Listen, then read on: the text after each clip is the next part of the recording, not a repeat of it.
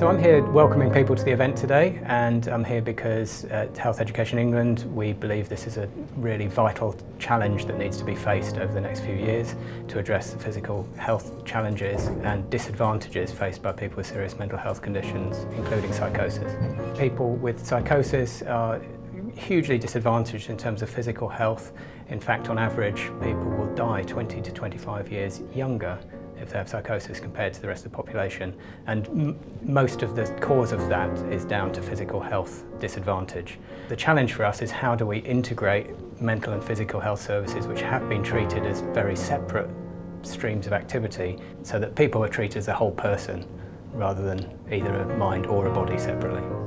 Today is about taking stock of where we are in terms of the physical health of people with psychosis as well as serious mental illness. There's always been a bit of a cultural challenge in that as a mental health workforce, we haven't always embraced the physical health of people we see as our responsibility.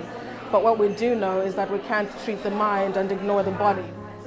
I think it's a lack of confidence amongst mental health teams around talking about physical health. Very often they've never done it before, or they don't see it as being particularly strong within their training. So it's about building confidence and skill. There's a mixture today of speakers, and in between there's reflections at the table looking at how to advance and share information really on how to improve physical health access for people with mental health problems.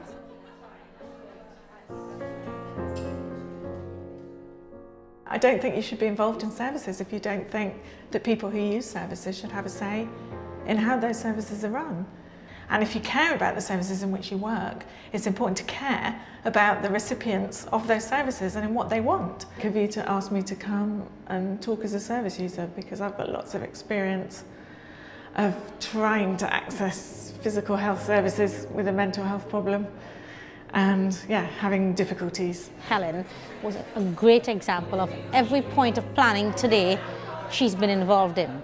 How else would I know how to get it right if she's not involved?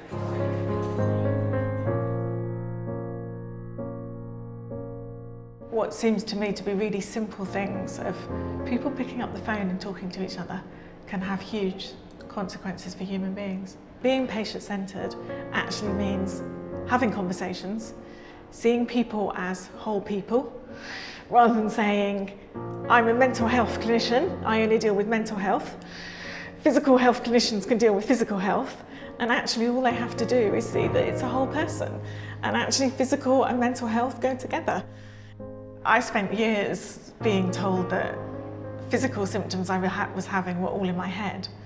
And actually, in the end, I realised that it didn't matter if they were all in my head, they were still symptoms and they needed relieving. Neither service was doing that.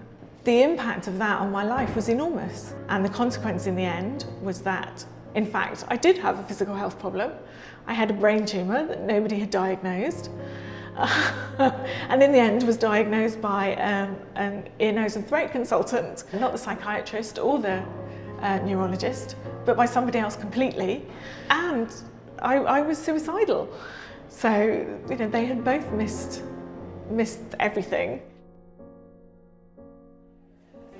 It's within our gift in terms of what we do and how we practice to upskill ourselves so that when we meet people, we make every contact count and engage them with the whole person idea.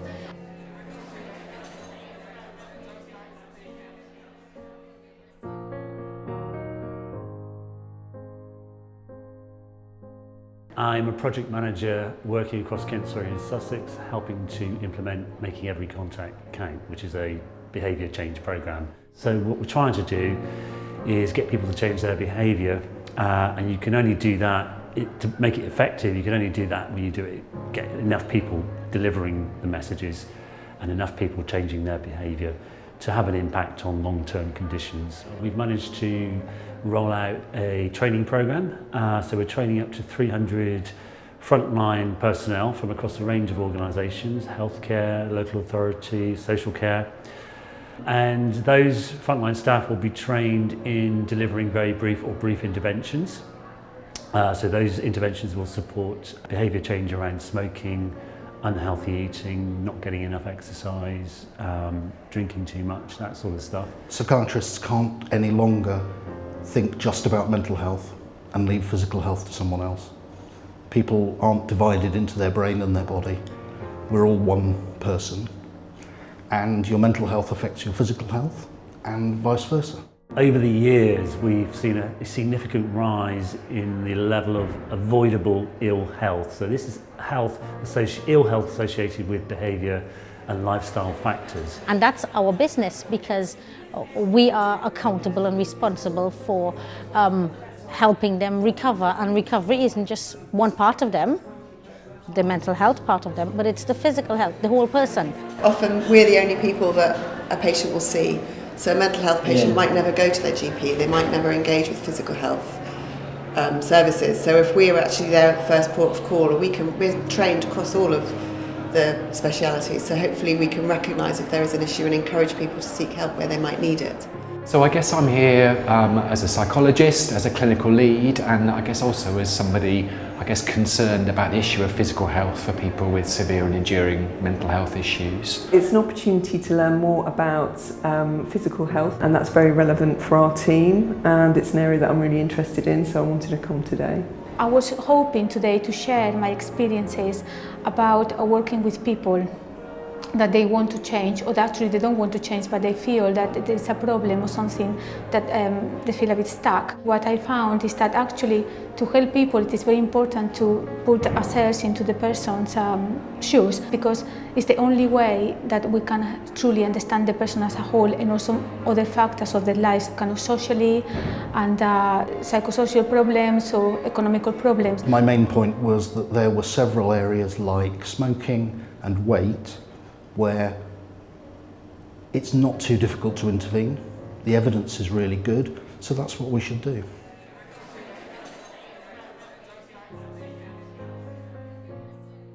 If somebody is smoking a lot, I mean, we don't know what that person is smoking. Everybody knows smoking is not good for you. So we cannot just go and say to that person, you know, stop smoking, this is not good for you. We need to understand what is contributing to that habit. Maybe, you know, they go out with people that smoke, or they're taking drugs. Maybe actually meaning that I'm going to stop taking drugs means that I'm not going to see my friends anymore.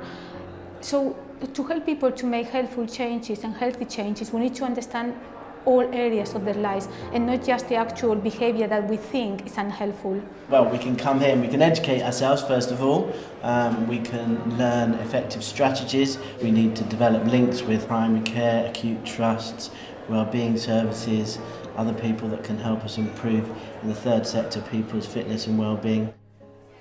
Today we've had psychiatrists, psychologists, occupational therapists, nurses, nursing assistants, recovery workers, service users. We've had a variety of people in the room talking about how can we improve the physical health of patients with serious mental health. We're all sharing the same challenge, but collectively we also have the intelligence and the resources to do something about it. We need to be flexible and kind of work in different ways around some of the things that we know to be important, but really take our lead from the people themselves and what they express as their preferences.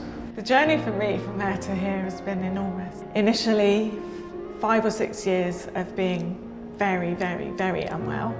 And then we're talking another 12 or 13 years of recovery. I still hallucinate every day.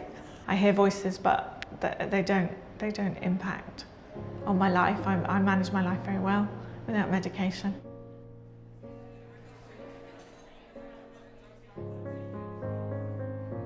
You only have to reflect on your own experience for a few moments to realise that, of course, physical and mental health are two sides of the same coin. I would say to commissioners, the worst stigma for anybody experiencing mental health difficulty is in physical health.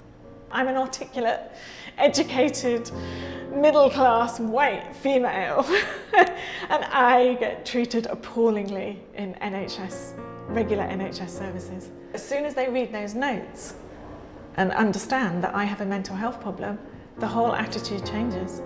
And if it's like that for me, what is it like for the black man, the person who is still on antipsychotics, who has a slurred speech? What is it like for someone who comes from the council estate in Brighton, or the homeless man?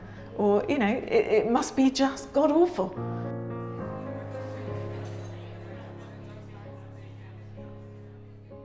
I really want people to go away feeling energised, feeling that they have some new ideas that they've learnt from others working across the south of England as to how to do this well, and also some practical next steps to take it forward. Going away deciding that in future they're going to try and build professional relationships with physical health clinicians. This can be done. There are people out there like Health Education England, like Public Health England, championing the whole person approach. Although the journey has been really hard and it's been a long one, if it can change anything, if it can change attitudes, then it's worth it.